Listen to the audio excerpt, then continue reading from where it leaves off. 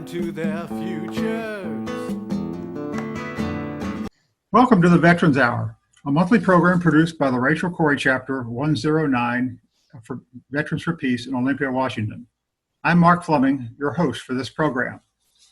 Veterans for Peace is a global organization of military veterans and allies whose collective efforts build a culture of peace.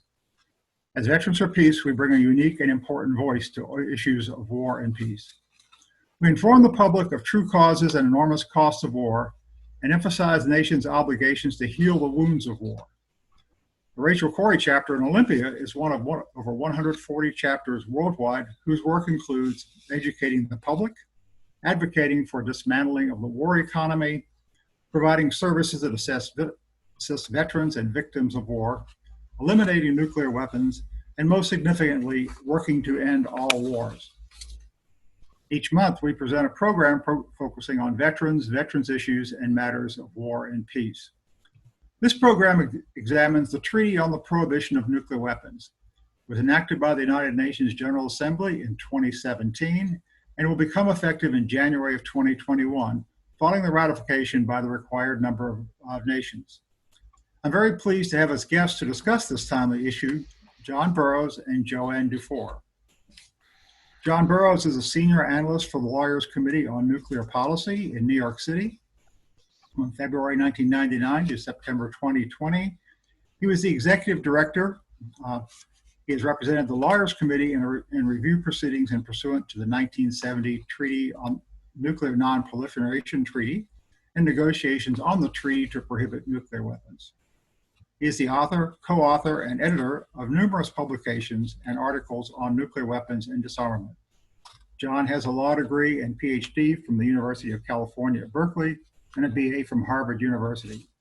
He's taught international law as an adjunct professor at Rutgers Law School. Joanne Dufour is a retired social studies instructor with over 40 years experience in the classroom and a long interest in the United Nations and social justice issues. She served as the first representative of the National Council for the Social Studies to the Non-Governmental Division of the United Nations and authored a blog on disarming our planet for the Unitarian Universalist Office at the United Nations. Joanne is an active member of the Olympia Coalition Against Nuclear Weapons as an instructor in the coalition's course on nuclear weapons nowadays.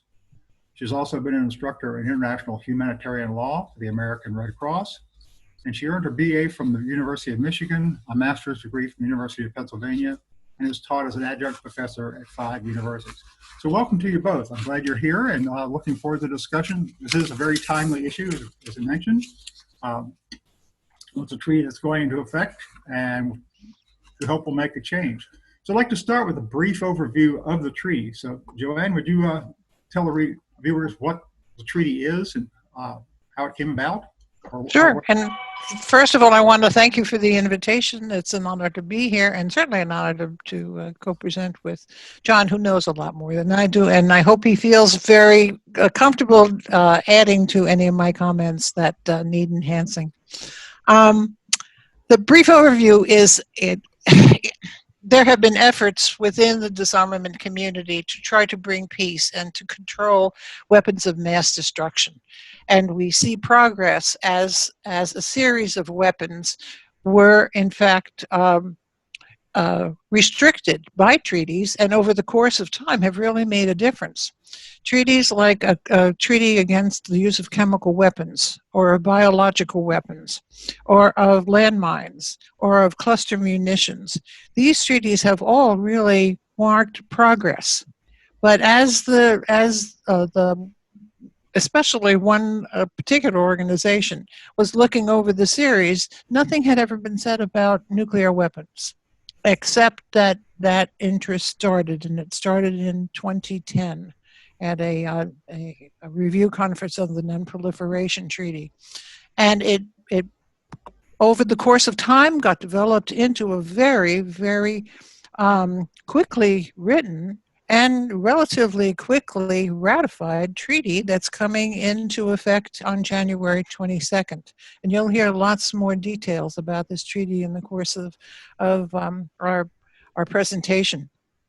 Any treaty or convention that is passed in an international community needs a certain number of countries to agree to incorporate that treaty into its own domestic legislation. And that is a process of ratification. And in this case, when this treaty was drawn up, 50 countries had to ratify it. And that amazing event happened on the 75th birthday of the United Nations. And that was Honduras that held that honor. And the treaty will enter into force in 90 days after those 50 and each subsequent country will enter into force. And so that's going to happen on January 22nd. So we're planning for a big party on January 22nd. And actually, you might add 50 countries have ratified it. Somewhat like 75 countries have signed on. So there are another 80, 25. 85. Yeah. That's a growing number. And if you check the ICANN site, you'll find that there are about 16 countries that are just about to ratify it. It's in the ratification process. So this is not going to stop. This is going to be something good that's happening. And like I said, this is an attempt to actually make nuclear weapons illegal. Absolutely. Absolutely. As were the other weapons of mass destruction, they were made illegal. And over the course of time, even countries that didn't ratify it began to observe it and implement it without the ratification process. So that becomes customary law, and we can talk more about that in time. Should I start? Go ahead.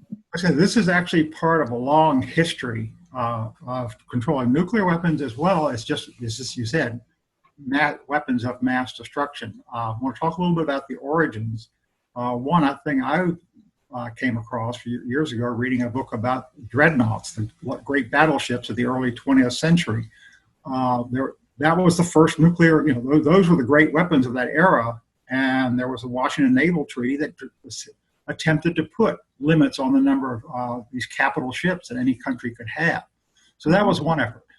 That was in the early 20s, and then in the late 1928 was the Kellogg-Briand Treaty, and you've spoken to that, Joanne. So you want to tell the viewers a bit about that? Well, that's a fascinating treaty. We think about the Roaring Twenties, and we think about the Charleston, and we think about liquor and all kinds of wild stuff, but we don't think about the pain that coming out of the war caused. And it caused an incredible amount of pain because there was so much destruction and so much innovation in the kinds of weapons that were used. So people had peace on their minds, really seriously had peace on their minds. And they never wanted to go through this again. And all kinds of organizations rose to that occasion and trying to get their constituents, whoever they be, to support peace. And they actually began to think of having a treaty which would make war illegal. Now, you wouldn't ever think that could happen, but it did. And it happened because there were two diplomats, one in France and one in the United States. And they both decided that this was going to be their cause. And they got a treaty written, and when the treaty passed, it was just like this highlight event. This was something that was going to be marked down in the history of every country, except it kind of got left out of our history books over the course of time. But for a few years, there were up to 63 countries that signed on to that treaty, and they were making a pledge never to engage in war again, but to use diplomatic efforts to solve conflict. So the wording of that treaty was so effective that when they were, after World War II, trying to find appropriate wording for the charter, the UN Charter, they borrowed words from that treaty. And so it still lives on in spirit, and I guess we're still trying to make that happen. Actually, is the treaty still in effect? Essentially, yeah. Yeah, I mean, the treaty never stops. I mean, they didn't have a stop date on it, so yes. Nobody's withdrawn it, or they haven't canceled it? No. Not that I know of. John, do you know? I believe it's still in effect. Okay, so it's time to raise consciousness again. Mm-hmm. Yeah. Just being largely ignored. Unfortunately, yeah. And that's what we're trying to change. When they actually drafted the United Nations, and they had their very, very first meeting, and of course you get to a meeting and we're here, what are we going to do? Well, we'll pass resolutions. That's what things like the League did. So we're going to try passing a resolution. The very first resolution that they passed was one on disarmament. And they certainly were aware of the atomic bomb that had previously been detonated and the destruction coming out of that. And they wanted to prevent that. So they got this resolution passed, and now what do they? Well, we'll have to form a committee, right? So this became the first committee, and it was the very first act of the United Nations. And so their charge was to address all issues containing disarmament. And so that not only includes nuclear weapons, which just happened once or twice because it was Hiroshima and Nagasaki, but it was going to be all the subsequent kinds of armaments that needed to be addressed and hopefully disarmed. So to this day, there still is a first committee, and they're a wonderful monitor and a reflection of the voices of the community of nations around the world when it comes to issues of disarmament. And they talk about resolutions and try to enhance the resolutions that get presented to the General Assembly. So that's still a very ongoing, very lively group. And I sat in on a meeting, and there were no seats in that room. There must have been 300 of us, and the seats were completely filled. And that committee is still, that committee still works, still holds meetings, it continues. Absolutely, even under COVID. I mean, I just read the minutes of the last meeting, and they were saying, well, it was slightly different. You know, there were only like a few people sitting in the chambers where they met because they were all socially distancing, but they did try to get people on Zoom. Yeah, they're still holding meetings. Yeah, and they're still passing resolutions. Yeah. And of course, this has been a long ongoing effort. In 1970, we had the Non-Proliferation Treaty. You want to speak a few minutes about that? Well, that was an effort, one of the efforts to actually control control the number of countries that were going to actually get the weapons. They were concerned that the acquisition of weapons was escalating, and they were trying to put a halt on that. And they came up with a treaty in which case countries were going to be protecting their neighbors, but trying to dissuade them from going down the road of actually producing their own weapons. And that's why they're saying non-proliferation. So it fell into the hands at that time, I guess, of 9. So it was probably 7 countries at that point, and subsequently more countries were added. Developed Israel and Korea were added to the 9 nuclear powers right now. And every 5 years, I think, they have a time when they review the progress of the Non-Proliferation Treaty. And that was supposed to happen this year, but it got postponed because of COVID. So it's going to happen, I think, early. I don't know if they have a date for it next year, but it's coming up again. And of course, one of the provisions of that was the countries would not develop weapons, but the nuclear powers would also get rid of theirs. And yet they haven't really done that. Which not at all. That's why we now have this treaty to prohibit it. Exactly. And that's Article 6. And what had happened in 2010 is when they actually met for one of those periodic conferences, there began to be talk about, these are destructive things. And my gosh, how many of us in the world don't need them, don't have them? And there was talk that began in 2010. And a group of people that got together, I think it was about 44 nations, began to talk about, well, maybe we can begin to do something about this. So they continued those talks in time. And they had conferences in 2013 and 2014, and the focus was always on abolishing nuclear weapons. Of course, all the countries that had them at that point didn't come to the meetings, and any of their allies or support groups that they were protecting or were housing their weapons also boycotted those meetings. But the interest grew over time. And it grew into 2015 when they decided that a group of, by that time it was about 115 countries, wanted to say, well, let's go on and see if we could get a treaty. And that treaty was discussed in 2016. By 2017, the treaty was finished and it was open for signature in September of 2017. Actually, I want to ask John a bit about how that came, some of the detail of how it came into being. You mentioned early on that there were other treaties that prohibited weapons. So, John, how did that influence this treaty? Well, thank you for having me on, Mark, and I'm glad to be on with you, Joanne. 1972, the Biological Weapons Convention, I think came into effect then. And that was a fairly simple treaty, but it clearly outlawed biological weapons. This was under President Nixon. Then in the early 1990s, the Chemical Weapons Convention was negotiated. That's the most far-reaching disarmament convention ever negotiated. Has very extensive provisions on verification, monitoring, enforcement, you name it. In 1995, the Non-Proliferation Treaty, the NPT, was indefinitely extended.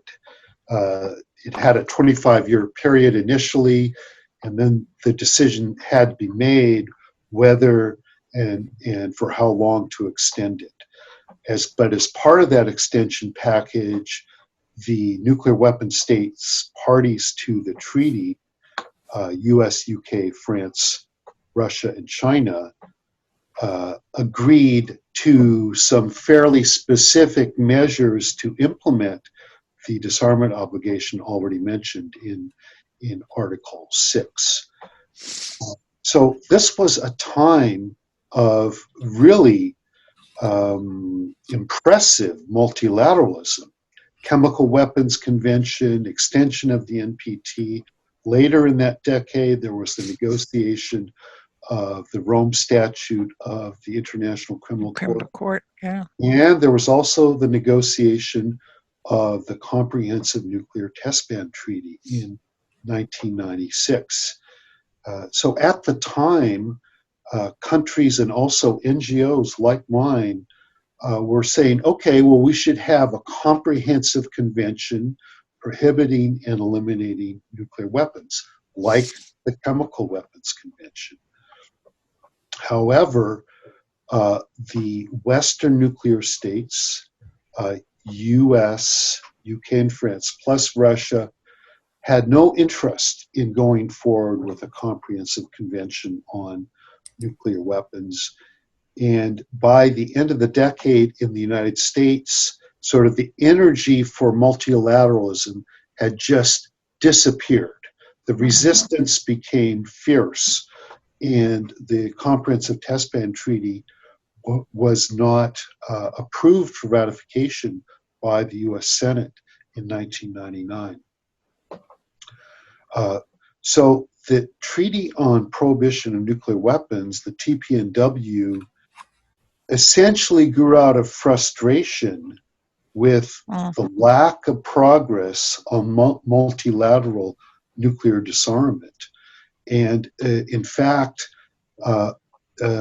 some of the civil society groups that formed International Campaign to Abolish Nuclear Weapons, ICAN, had originally been proponents of a comprehensive convention.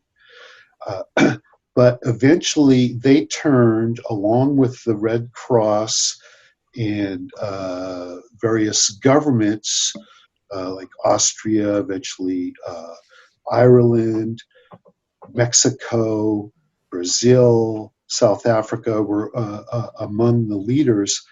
And they decided it made sense to take a simpler approach to the problem of nuclear weapons and to draft a treaty which would set out prohibitions on nuclear weapons, but would not provide the kind of extensive and elaborate machinery for disarmament that you find, for example, in the Chemical Weapons Convention. And they were wanted to have the participation of nuclear armed states and of the allies of the United States, essentially, the nuclear allies, NATO countries, Australia, South Korea, and others. But those countries, with the exception of Netherlands, declined to participate. Nonetheless, And what to me was almost counterintuitive is like, okay, we're going to have a treaty without the countries that have the nuclear weapons. But they decided they were going to go forward with it, and it was inspired by the experience with landmines and cluster munitions, which did not have the buy-in of all of the major users of those weapons. And it was also, again, it was just like, okay, if the nuclear powers are not going to do something about this problem that literally endangers the future of human civilization, we are going to do something about it. So in some respects, it's almost like the rest of the world is standing up to a group of bullies saying, we don't want this. Exactly. Correct. And I think there was the moral voice of the Pope, because the Vatican was the very first state, as it were, to ratify the treaty. They signed it. The first day that it was open for signature, they signed it and they ratified it and they said, we're here. And together with Guyana and Thailand, they were right there from the start. And they heard voices not only of the Pope, but they heard the voices of Peter Moore from the International Committee of the Red Cross. And he was saying, it is totally impossible to render any disaster relief. That's our job. We're supposed to be doing that whenever there's a war. We can't. My gosh, the hospitals are destroyed. 80% of the doctors and nurses were killed right after Hiroshima. I mean, you just can't plan for, and there is no plan. And yet we have this escalation of nuclear weapons. And so I think the beauty of the fact that it was the ambassador from Costa Rica, of course, Costa Rica has no army. And it was the beauty of the fact that it was her who could write in all the words that they wanted to put in that treaty. Yes, they didn't put in verification. We wish they did. But the whole scan of any connection with the treaty and the language that was used was so wide and so extensive, it never would have been approved by the nuclear powers. So it's beautiful that it's there, because now it's law. Because it does make that statement. Exactly. This is a good point to talk about. Well, so exactly, let's talk about what's in the treaty. What are the provisions? John, you want to start with that? Yep. Yes, but let me just add on to something important that Joanne said. Sure. And nuclear weapons have traditionally been thought of in terms of state security, balance of power, geopolitical strategy, arms control, deterrence. We're all familiar with these terms. But the approach taken by ICANN and the countries that were pushing TPNW was to say, we want to change the paradigm. We want to talk about what are the consequences of use of these weapons for people.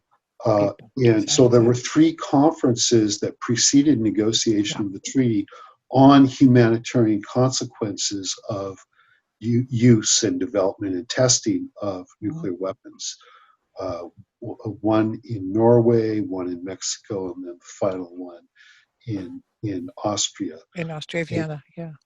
And so I encourage people to read the treaty. It's only, like 11 pages long. It's easy to read. And you can see that kind of this humanitarian perspective permeates the text of the treaty. So in terms of the provisions in the treaty, it contains a number of prohibitions on developing, testing, possessing, using, threatening to use nuclear weapons, assisting, inducing anyone to do any of these prohibited activities. It also has a framework for nuclear armed states to join the treaty. They can disarm prior to joining the treaty, subject to certain requirements, or they can disarm after joining the treaty. And I say framework because, as we've already said, these aren't like detailed, extensive provisions, but there is a framework for how this process would be carried out and how it would be verified. One of the most interesting parts of the treaty is requirements that states that have joined the treaty, that they provide assistance to any victims of use of nuclear weapons or testing of nuclear weapons on their territory, and also that they remediate any areas that have been affected by use or testing of nuclear weapons. So this is certainly relevant to Kazakhstan, site of Soviet testing, which has joined the treaty and which was one of the proponents of the treaty. And it will be relevant to other such states like Algeria, where French testing was carried out, Pacific Island states, which were affected by testing. And these are provisions that were sort of borrowed from other, humanitarian disarmament treaties, landmines treaty, cluster munitions treaty, and it's unlike anything that has been seen so far in the nuclear sphere. And it's part of this sort of humanitarian disarmament frame. And one interesting piece of this is that states parties in a position to do so, that's a quote, are obligated to provide assistance to victims and with environmental remediation. So to states parties. So these are sort of will be immediately operational aspects of the treaty. So right now, the United States would not be committed to, say, remediating probably the damage in the Marshall Islands, but yes, that they would. is an obligation that the other signatories would have, and if the U.S. does join, it would then become obligated to do so. No, they're still obligated. That's the beauty of the treaty, that even if without you being in the ratify without ratifying the treaty, if you took part, that's the way I understand it, if you took part in testing in an area and that country has signed on to the treaty, then you are obligated to remediate the effects of your testing because you did it. I see. And No. so you don't now. Am I No, I don't misstating think that. something, I Tom? don't think that's right, Joanne. The United States cannot be obligated by the treaty per se until it joins the treaty. However, under general international law, the United States is certainly obligated to assist victims. Exactly. And undertake environmental remediation. And some of that has been done with respect to the Marshall Islands, but it's a fairly low percentage of what actually needs to be done. And I think one of the interesting pieces is because I teach for the Red Cross and I teach international humanitarian law, and there already is a law on the book besides this treaty that says nuclear weapons cannot be used, and that's IHL. Why? Because built into humanitarian law is the obligation that you are not supposed to target civilians. Well, how do you not target civilians when you explode a nuclear weapon? I mean, that is bound to happen, even if you're trying to narrow down the strategic weaponry to be very, very precise. You are still going to involve civilians. So the most interesting part now is to put that into the equation, to raise the consciousness among the military, who would always be just about the science and the winning of the battles and the number of weapons that should be used. They never were asking the questions, are civilians going to be affected? And that's what this treaty is now saying, that civilians must be considered in any operation. And if there is an undue account of civilians, that cannot take place because you're violating humanitarian law. And there has to be obligations of proportionality and distinction. I mean, those are all very, very important pieces. Now, humanitarian law the only thing that when it gets to be bad enough and you have war crimes that are committed, well, we now have a criminal court that can address the war crimes.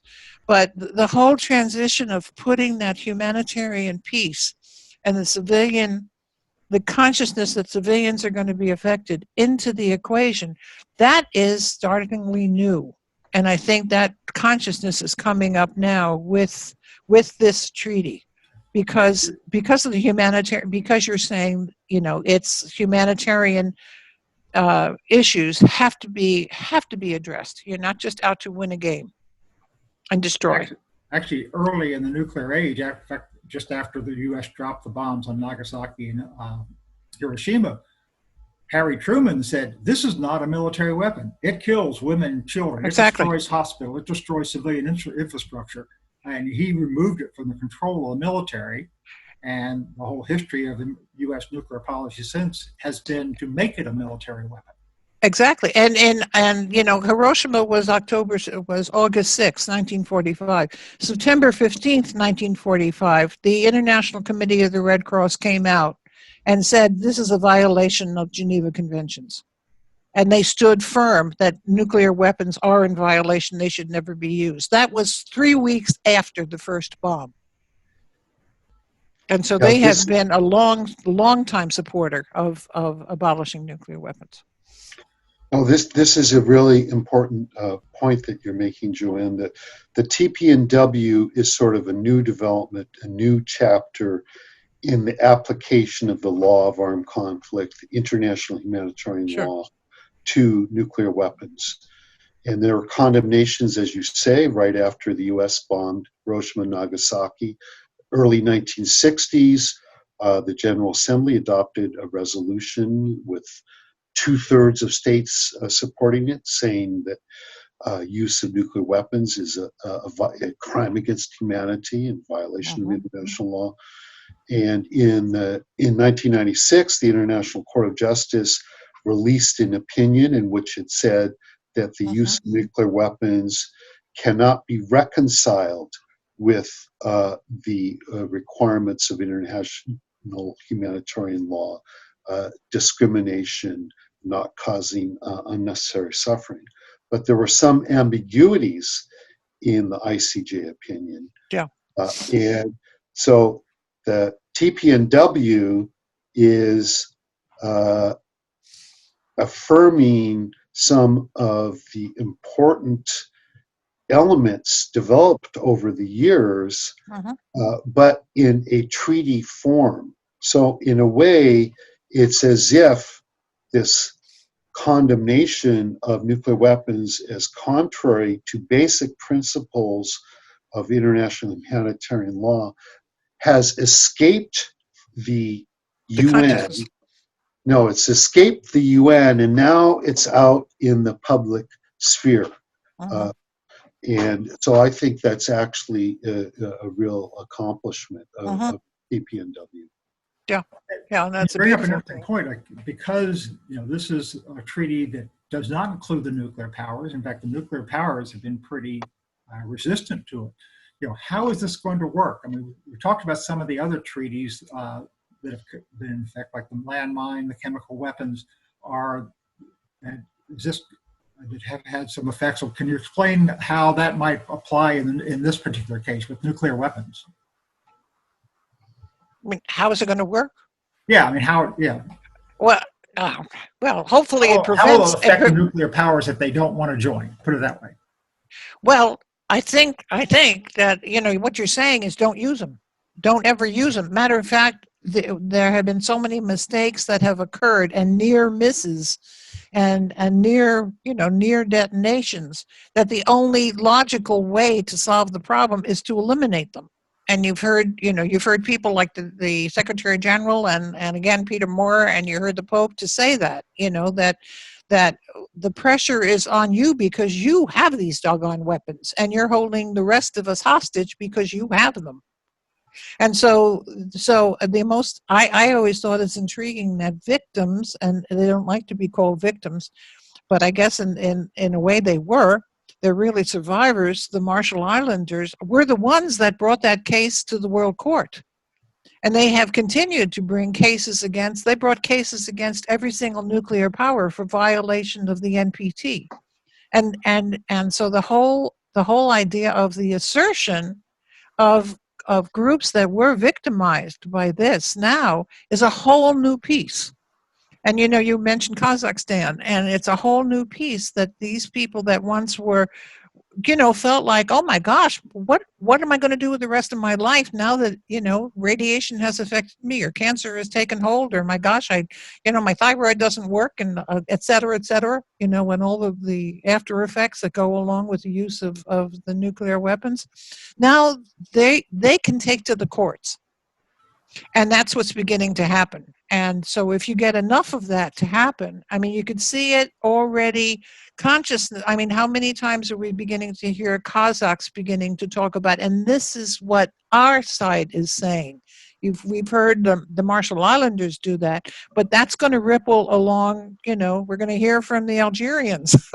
I mean, that voice is going to be making, I think, because now we're conscious of it, that voice is going to be much more conscious. Yeah, think of it as an American, we don't really think about those people. We never did. We never did. Yeah, and we never asked, and we never took it into consideration when we were detonating anything. We moved people around, and sometimes it was a mistake because we really didn't move them, and the wind shifted, and whoops, they got damaged. Sorry, guys. We're sorry if a few of you died. That's collateral damage. Yeah, that happens. Oh no. It's not going to be blasé anymore. I don't think. I mean, I just see this just because of the number of countries that are rising up and who could be jeopardized in the event of a nuclear detonation. They say that the world, nuclear winter is very, very possible. And now you're talking about billions of people who were not intended to be victims at all, can be killed because of these weapons.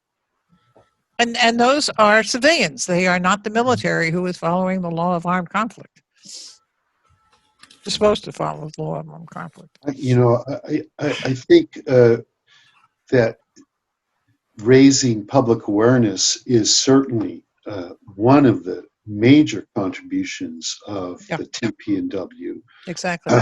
And it's already happening.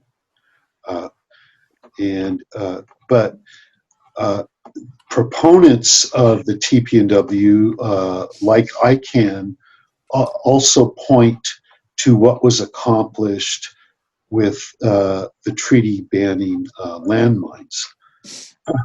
Some of the major military powers have not joined the landmine treaty, but nonetheless, their policies have been affected.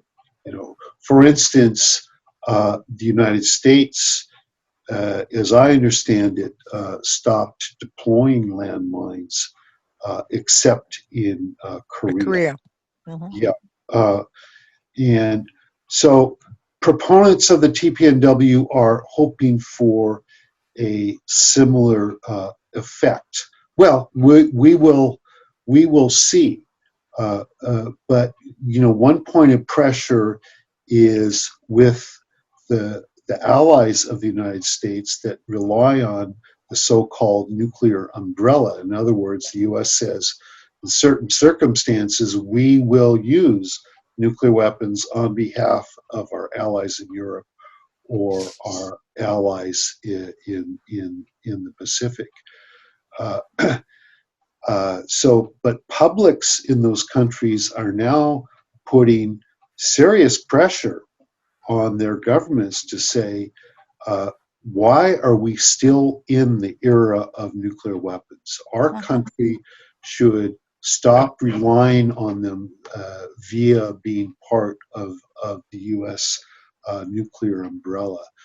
And this, so far has been one of the real kind of points or vulnerabilities that has been exposed by the TPNW coming along. The treaty would allow an ally of the United States or another military power to continue to be an ally, but they would have to stop all cooperation Mhm. with the threatened use or the use of nuclear weapons Exactly. on their behalf. Mhm. And recently it occurred to me, well, this could be significant in other parts of the world. Let's take Africa. Mhm. Africa, there are populous countries that are developing economically. Let's take Nigeria. Mhm. Nigeria actually was one of the main players in negotiation of the TPNW. Mhm. And so, with Nigeria as a party to the treaty, it will not, at any point in the future, let's say 20 years from now, it could not rely upon a nuclear threat made on its behalf by another country. Mhm. So, there. One of the interesting things about treaties is you can't necessarily foresee all the effects, including positive effects. And I think this sort of the relationship between countries who are allies of the United States in particular, or who might be in the future be an ally of China or the United States in Africa, if Mhm. some sort of competition develops there. Well, the TPNW is going to rule out a nuclear weapons connection. Exactly. And the beauty of that, as you mentioned, Nigeria, there are what they call nuclear free zones. And Africa is a nuclear free zone.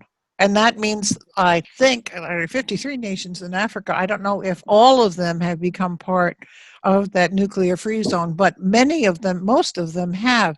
And when you sign on to be a nuclear free zone, that means you don't want the weapons. You're not going to house them and you're not going to make them.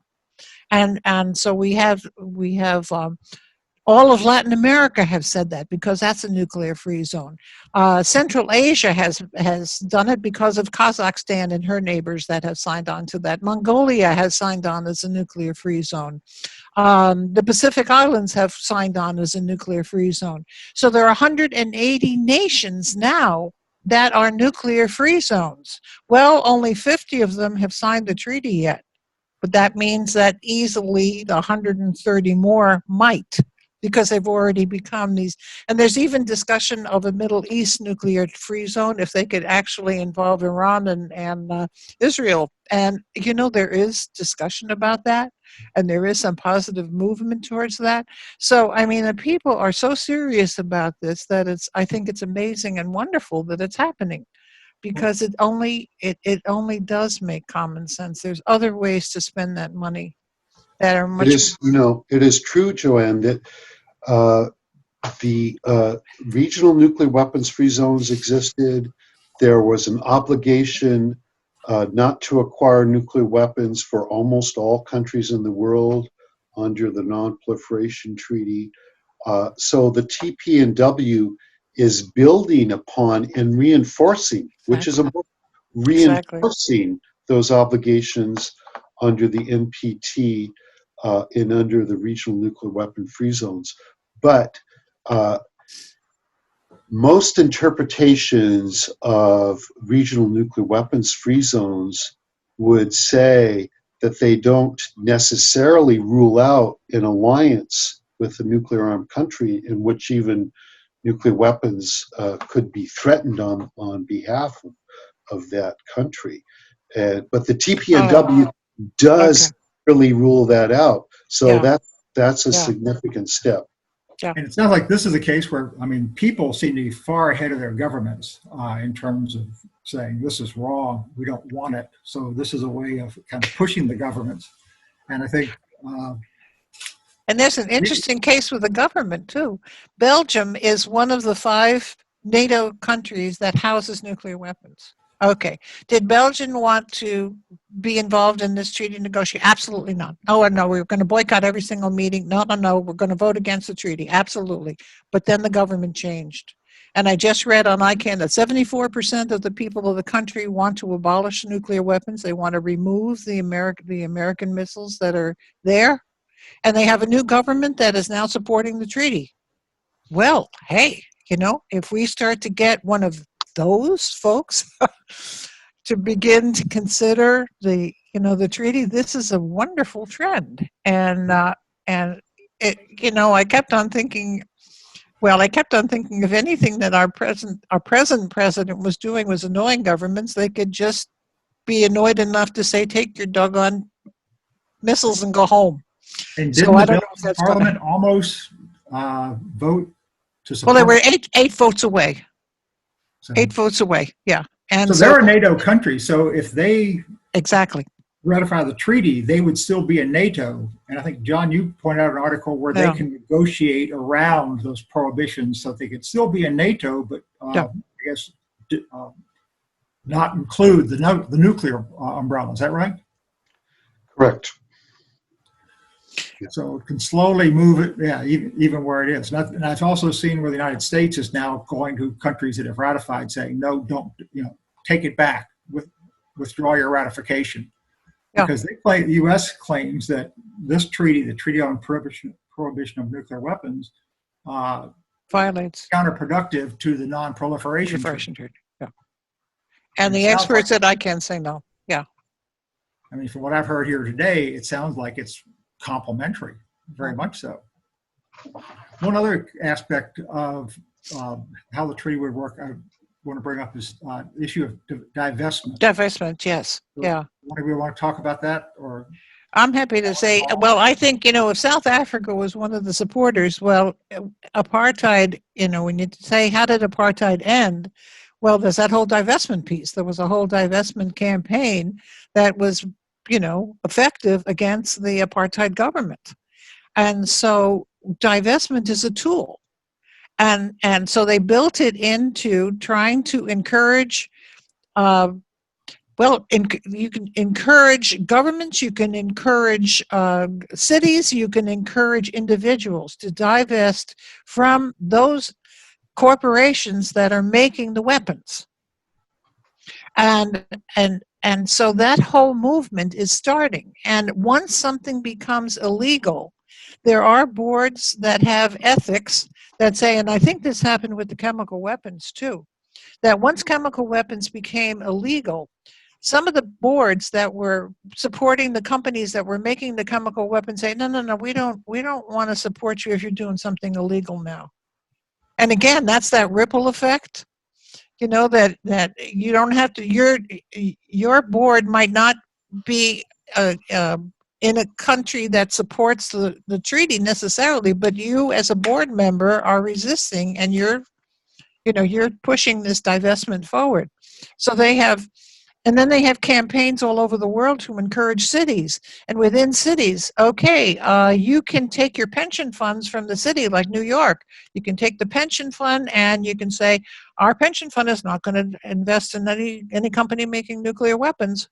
Well, good.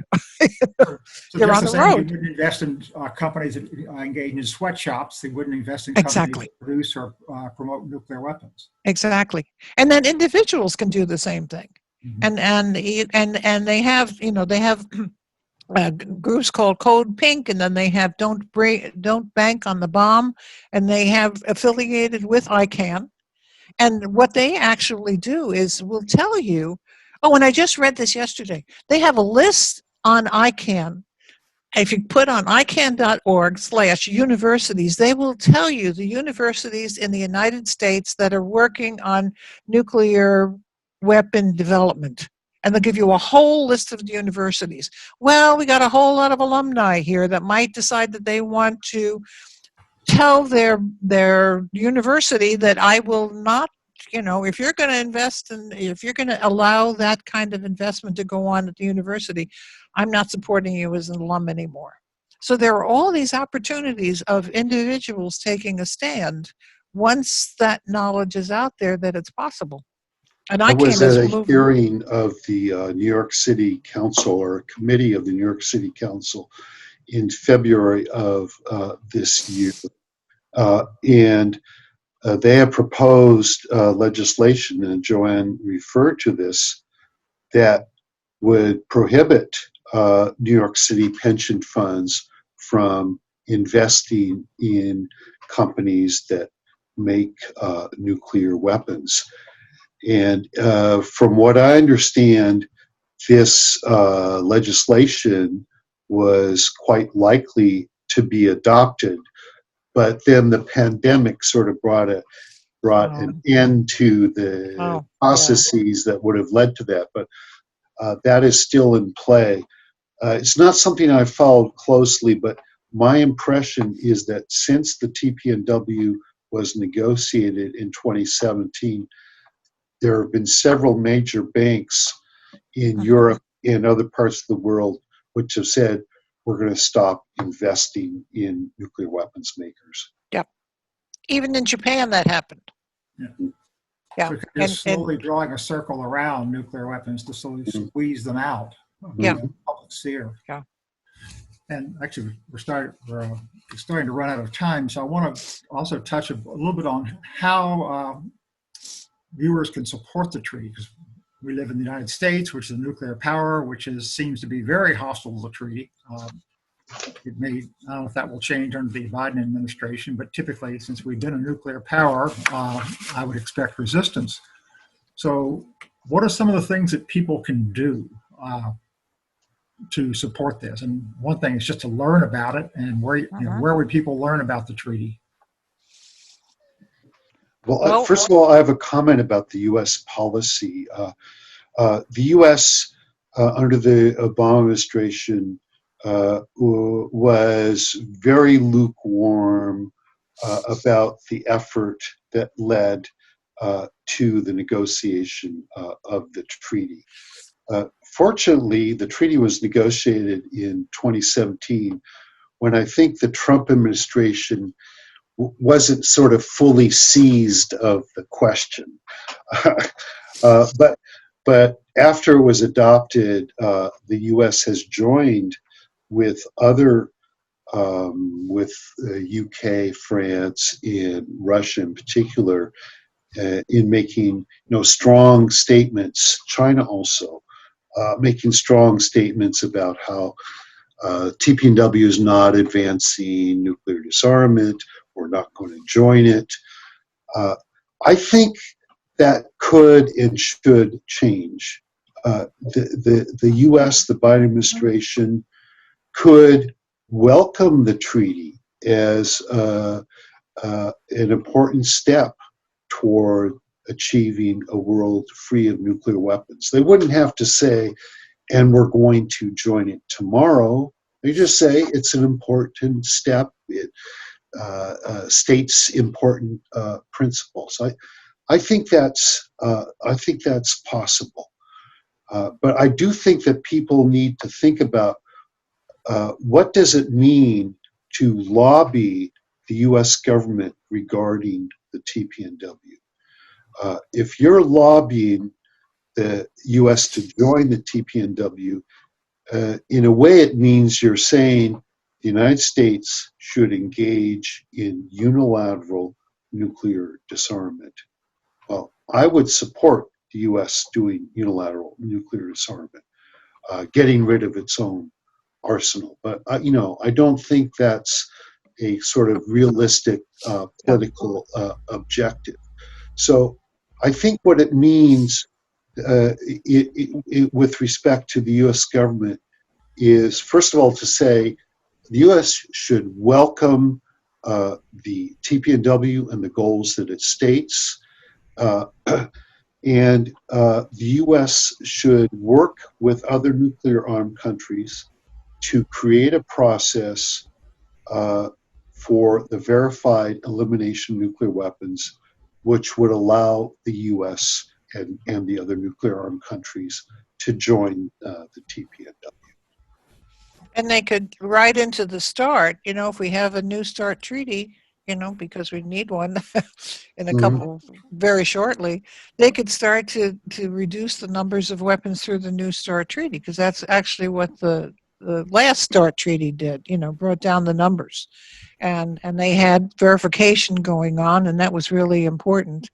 And we're hoping that there would be verification built into this new treaty, because they left it out so that it would, it would pass more countries, but they need a verification.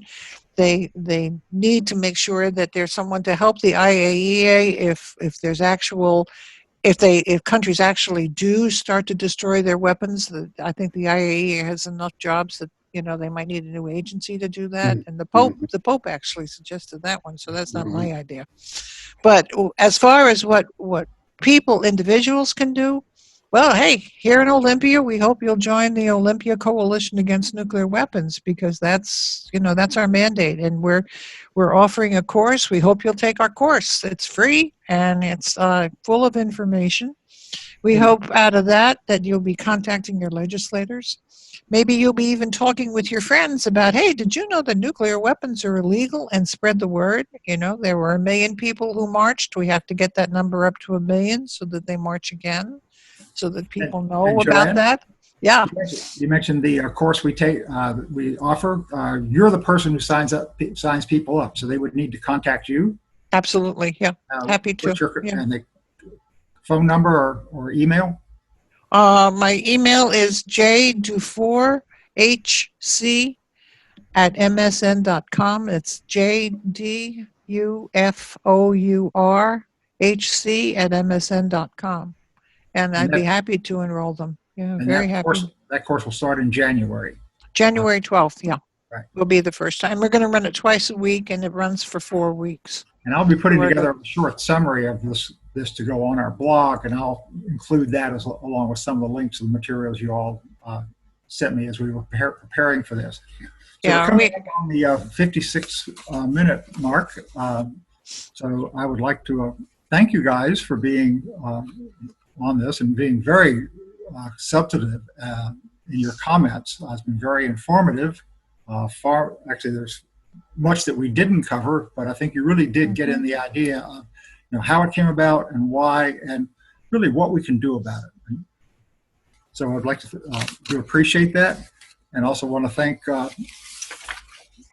Thurston Community Media for putting this on their cable access channel, and you'll also be able to see that at VFP109.com on our blog.